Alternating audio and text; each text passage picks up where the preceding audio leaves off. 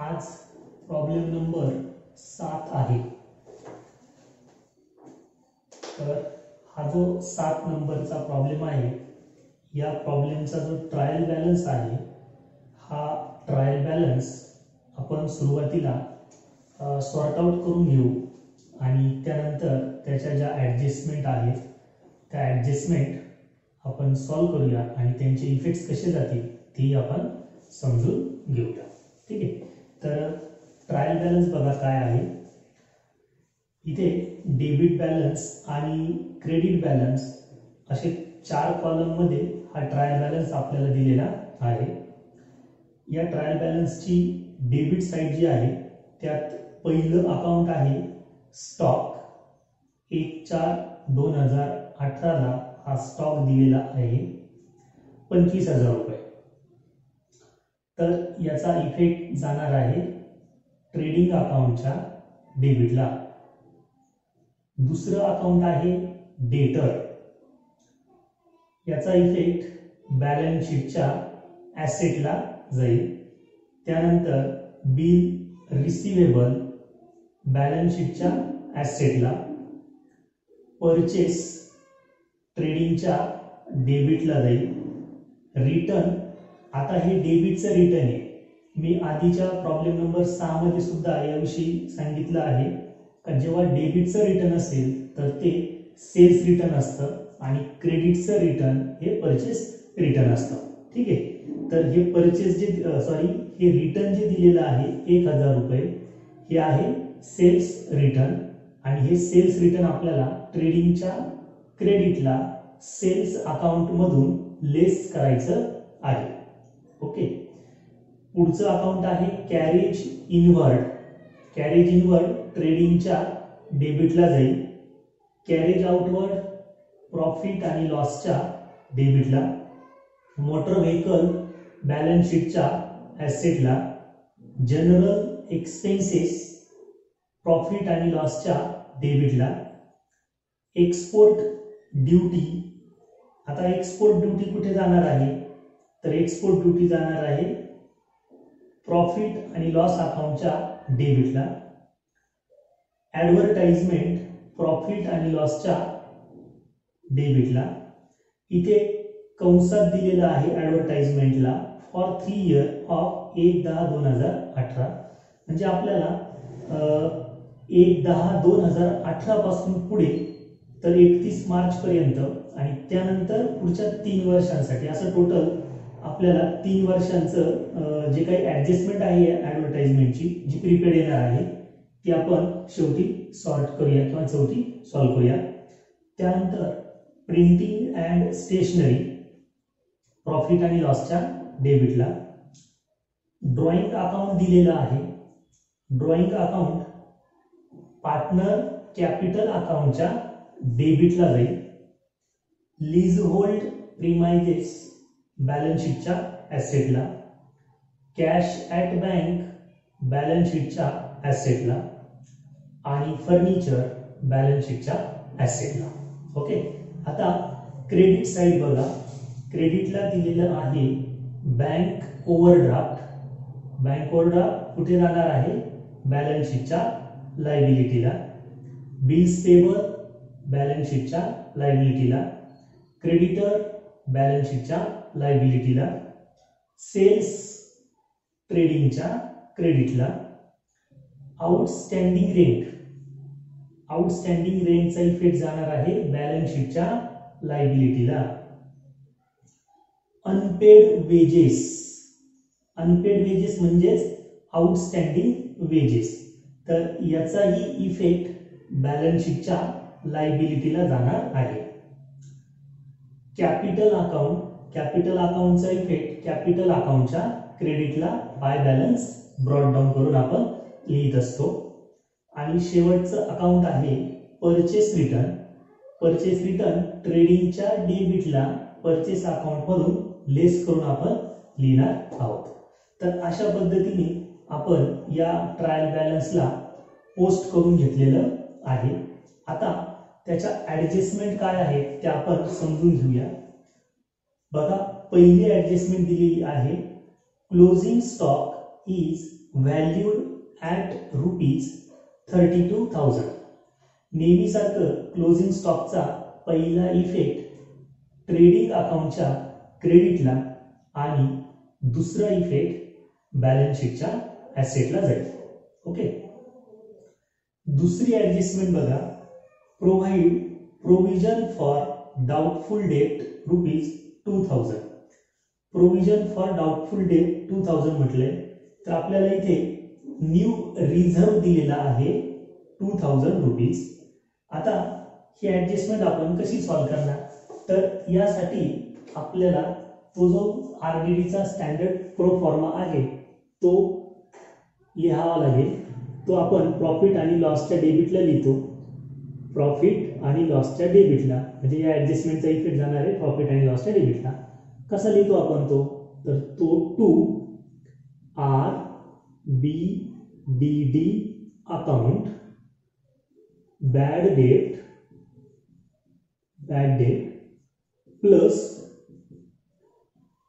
Further bad debt plus new reserve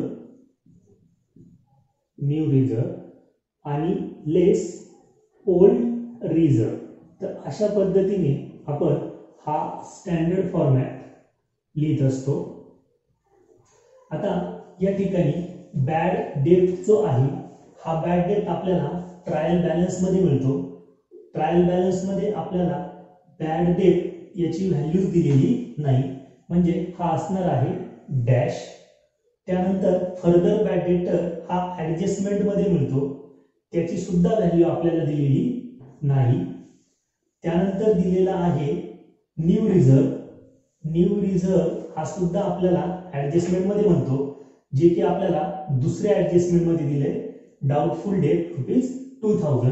म्हणजे new reserve दिलाय आपल्याला ₹2,000. नंतर ओल्ड रिझर्व जो ट्रायल बॅलन्सच्या क्रेडिटला आपल्याला मिळतो, जो की दिलेला नाही, म्हणजे इथे येणार आहे डॅश. तर यांचं जे आउटपुट येईल ते ₹2,000. म्हणजे हा इफेक्ट आपला जाणार आहे प्रॉफिट आणि लॉस अकाउंटच्या डेबिटला. क्लिअर. आता याचा दुसरा इफेक्ट कुठे जातो, तर बॅलन्स शीटच्या ॲसेटला.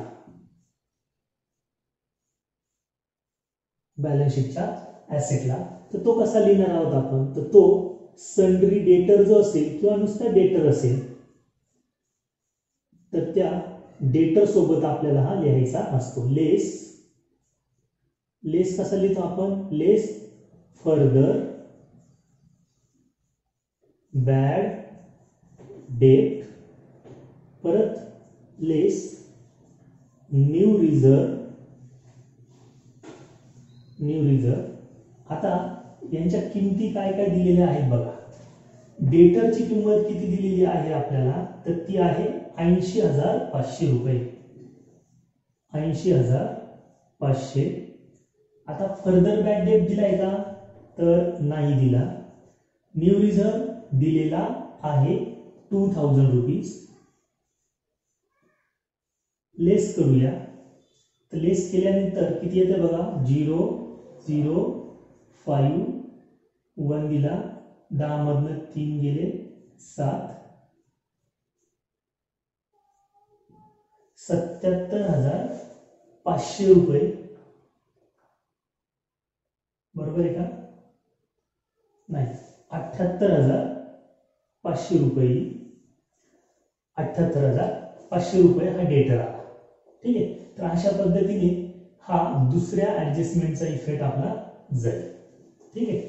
आता तिसरी ऍडजस्टमेंट काय बघा, create reserve for discount on डेटर. आता डेटर वरती डिस्काउंट काढायला सांगितलं आपल्याला, तो आहे 3%. ठीक आहे. ऍडजस्टमेंट नंबर 3, डिस्काउंट ऑन डेटर ॲट 3%. आता हा डिस्काउंट कसा काढणार, तर त्यासाठी आपण पहिले वर्किंग नोट तयार करूया. वर्किंग नोट काय आहे तर डेटर इंटू 3%, डेटर इंटू 3%. आता या ठिकाणी डेटरची व्हॅल्यू किती घ्यायची तर डेटरची मूळ किंमत आहे 80,500 रुपये आणि न्यू रिझर्व लेस करून डेटर शिल्लक राहिलेला आहे 78,500 रुपये. ठीक आहे, तर ही जी 78,500 रुपये जी किंमत आलेली आहे न्यू रिझर्व वजा करून या किमतीवरती 3% डिस्काउंट काढायचा आहे. ठीक आहे, तर ही किंमत घेतो आहे 78,500 गुणिले 3%.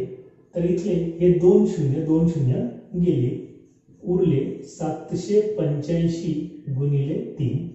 आता हे कॅल्क्युलेशन आपण सॉल्व्ह करूया.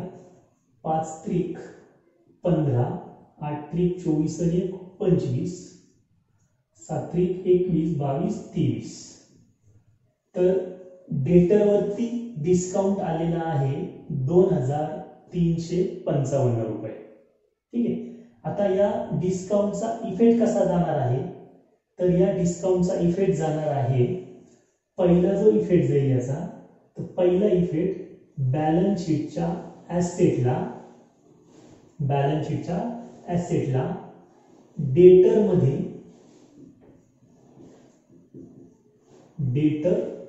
मधून लेस करणे, डेटर मधून लेस करायचा.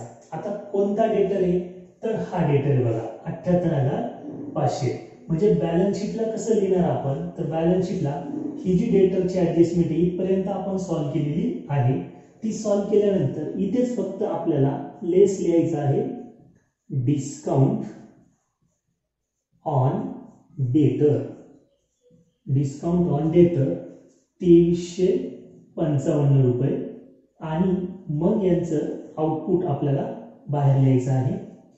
5 एक दिला, 10तून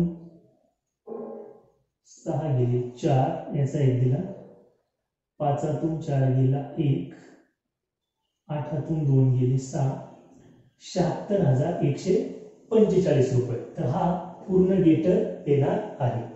ठीक आहे, तर अशा पद्धतीने डिस्काउंट ऑन डेटरचा पहिला इफेक्ट बॅलन्स शीटच्या ॲसेटला डेटर मधून लेस करून लिहायचा.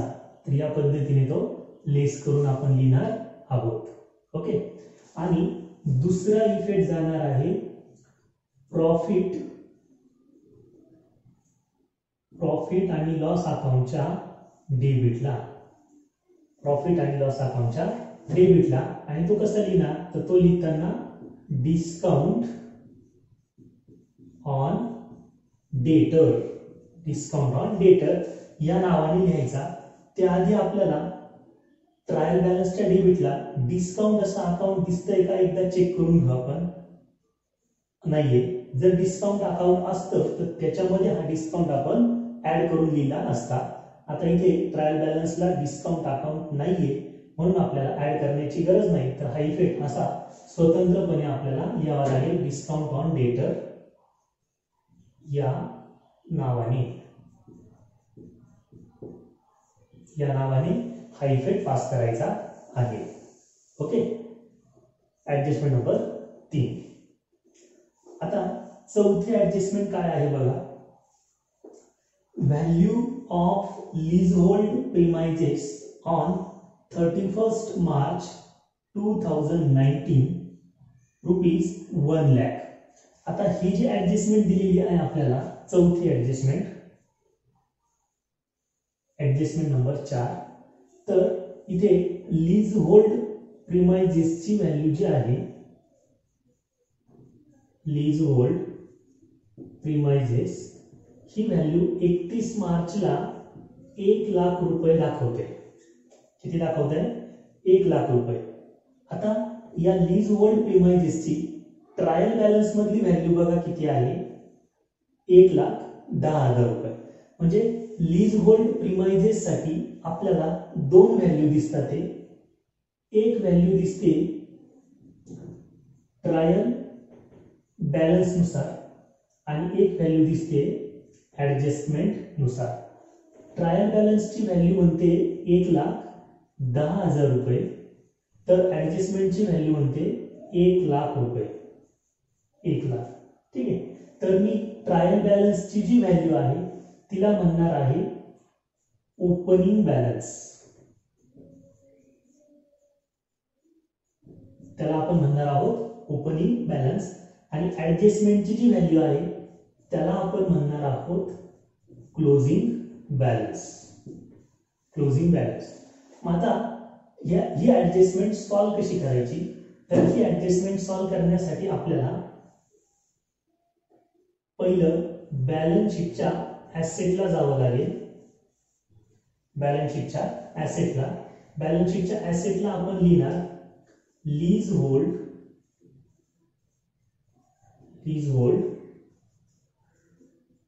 प्रिमाइजेस.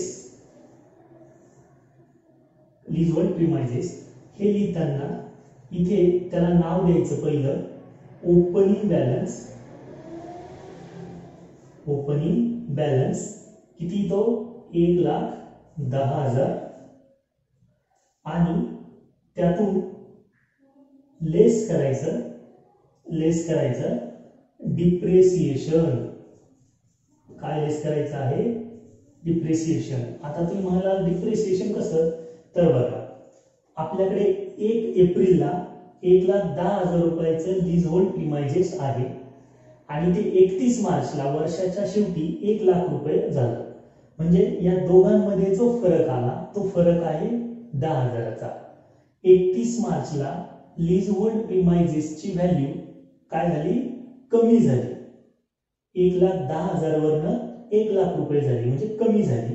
मग जितक्या व्हॅल्यूने ते कमी झालं तो जो डिफरन्स आहे तो डिफरन्स त्या लीज होल्ड प्रिमाइजेस वरचं काय आहे? डिप्रेसिएशन आहे. काय आहे तो? डिप्रेसिएशन. मग हे तुम्ही लिहिताना डायरेक्ट असंही लिहिलं आपण तरी चालेल. लीज होल्ड प्रिमाइजेस 1,10,000 रुपये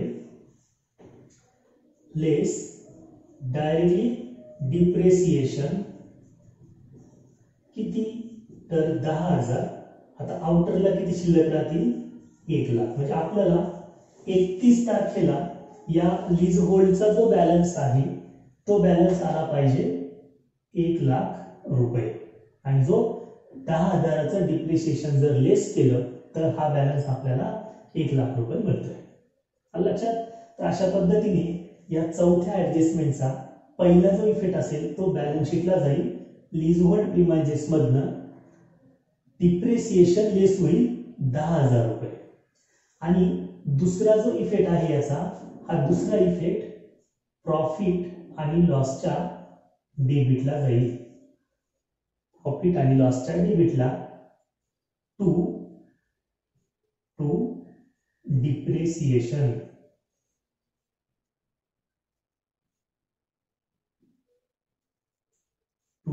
डिप्रिसिएशन किती? तर ते असेल 10,000 रुपये. किती असेल? 10,000 रुपये. तर अशा पद्धतीने या चौथ्या ऍडजस्टमेंटचे हे दोन इफेक्ट पास होतील. ओके. आता पाचवे ऍडजस्टमेंट बघा. Outstanding expenses printing and stationery ₹500. 500 रुपयाचं प्रिंटिंग आणि स्टेशनरी आउटस्टँडिंग आहे, देणं बाकी आहे.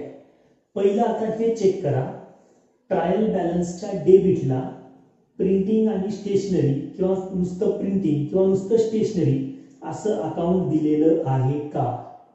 बघा. तर दिलेलं बघा, प्रिंटिंग अँड स्टेशनरी असं अकाउंट आपल्याला दिलेलं आहे. तर या पाचव्या ऍडजस्टमेंटचा पहिला इफेक्ट प्रिंटिंग अँड स्टेशनरी मध्ये ऍड करून लिहायचं. Okay. Printing and stationery 1200 plus outstanding printing and stationery 500, म्हणजे आउटरला येतील 1,700 रुपये. ओके. आणि पाचव्या ऍडजस्टमेंटचा दुसरा इफेक्ट बॅलन्स शीटच्या लायबिलिटीला आउटस्टँडिंग प्रिंटिंग अँड स्टेशनरी 500 रुपये असा करून लिहायचा आहे. ओके. तर या पद्धतीने या 5 ऍडजस्टमेंट आपण सॉल्व्ह करून घेतलेल्या आहेत. आता जे ऍडव्हर्टाइजमेंट आहे त्या ऍडव्हर्टाइजमेंटचा इफेक्ट आपण समजून घेऊया, जी की हिडन ऍडजस्टमेंट आपल्याला दिलेली आहे. आता ट्रायल बॅलन्स मध्ये एक हिडन ऍडजस्टमेंट आपल्याला दिलेली आहे ऍडव्हर्टाइजमेंटची. काय म्हटले तिथे बघा, आपल्याला ऍडव्हर्टाइजमेंट दिले, ऍडव्हर्टाइजमेंट याची व्हॅल्यू किती दिली आपल्याला, 4800 रुपये दिले, 4800. पण तिथे कंसात जे दिले ते खूप महत्वाचं आहे. तिथे म्हटलं आहे फॉर 3 इयर आणि फ्रॉम म्हटले फ्रॉम 1/10/2018 असं म्हटलंय. ठीक आहे, म्हणजे हे ऍडव्हर्टाइजमेंट 4800 रुपये 3 वर्षांसाठी पेड केलेलं आहे आणि चालू वर्षाचं जे ऍडव्हर्टाइजमेंट आहे ते 1/10/2018 या तारखेपासून पेड केलेलं आहे. ठीक आहे, म्हणजे आपल्याला आता या 4800 मधनं करंट इयरचा ऍडव्हर्टाइजमेंटचा बॅलन्स काढायचा आहे आणि उरलेला बॅलन्स प्रीपेड ऍडव्हर्टाइजमेंट म्हणून आपल्याला बॅलन्स शीटला लिहायचा आहे. आता हा बॅलन्स कसा काढणार तर बघा, तर आपण इथे प्रीपेड किंवा करंट बॅलन्स काढून घेऊ. पहिला करंट इयर्स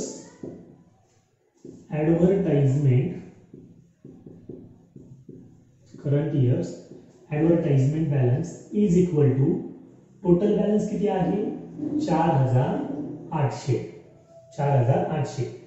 हा 4800 किती वर्षांसाठी पेड केला आहे, 3 वर्षांसाठी.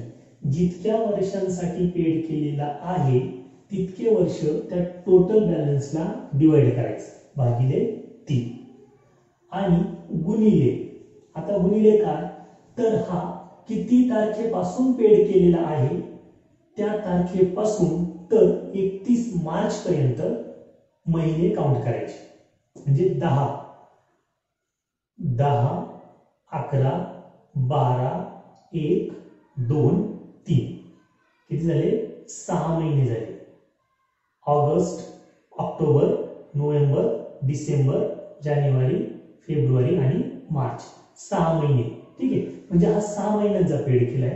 हे महिने आपल्याला एकदा मिळाले का ते महिने इकडे गुणाकार म्हणून घ्यायचे, गुणिले 6 आणि भागिले 12, कारण कॅलेंडर मंथ किती आपले 12 आहे म्हणून भागिले 12 करायचं.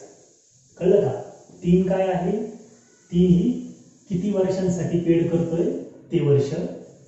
6 काय आहे, या तारखेपासून मार्च पर्यंत महिने मोजले आणि 12 काय आहे एकूण महिन्यांची संख्या. आता हे गणित आपल्याला सॉल्व्ह करायचं आहे. ठीक आहे, तर 3 1 3, 3 1 3, एक उरला इथे म्हणजे झाले टोटल 18, 3 सक 18 आणि हे वर 0 म्हणजे हे आला आहे 1600 गुणिले 6 भागिले 12. आता हे जोडूया 6 1 6, 6 ने 12. आता उरले 1600 भागिले 2 बरोबर 800. म्हणजे चालू वर्षाचा जो ऍडव्हर्टाइजमेंटचा बॅलन्स आहे तो किती आहे 800. किती आला आहे 800. ठीक आहे, आता प्रीपेड काढूया. मग प्रीपेड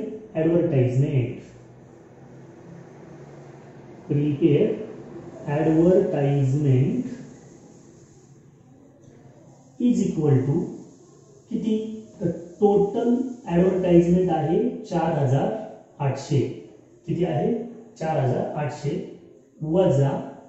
वजा करंट इयरचं ऍडव्हर्टाइजमेंट किती पेड करतोय आपण 800. 800 गेले उरले किती तर 4000 रुपीज. किती आले 4000 रुपीज. ठीक आहे, तर हे कॅल्क्युलेशन आपल्याला वर्किंग नोट मध्ये दाखवावं लागेल. म्हणजे हे 4000 रुपये कुठे जाणार आहे तर हे जाणार आहे बॅलन्स शीटच्या असेटला आणि हे 800 रुपये प्रॉफिट अँड लॉसच्या डेबिटला. ठीक आहे, आता हे लिहायचं कसं तर याचा पहिला इफेक्ट जाईल प्रॉफिट आणि लॉस अकाउंटच्या डेबिटला टू ॲडव्हर्टाइजमेंट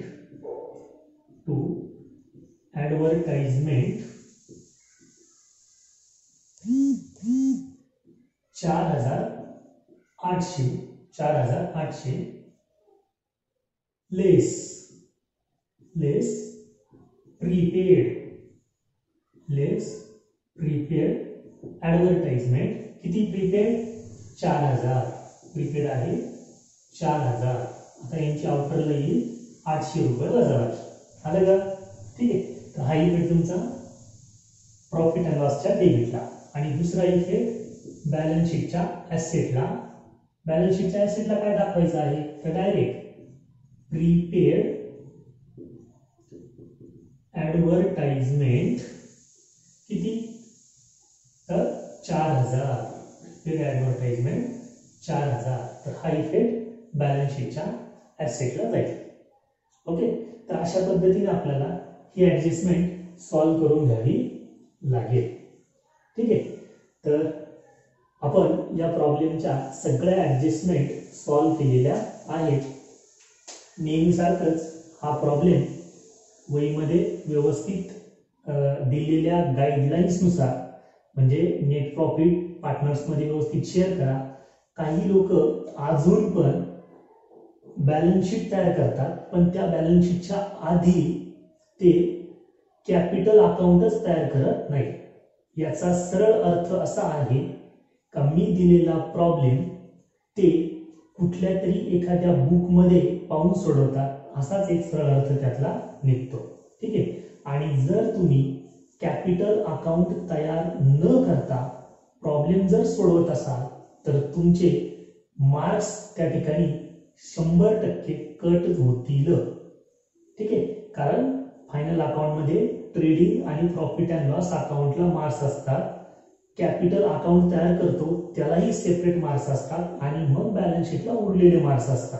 सो जी लोक कॅपिटल अकाउंट तयार करत नसतील त्यांनी कृपया बॅलन्स शीट तयार करण्याच्या आधी कॅपिटल अकाउंट तयार करून मगच बॅलन्स शीट तयार करायचं. म्हणजे कॅपिटल अकाउंटचे बॅलन्स तुम्हाला बॅलन्स शीट मध्ये लायबिलिटीला टाकता येतील. ठीक आहे.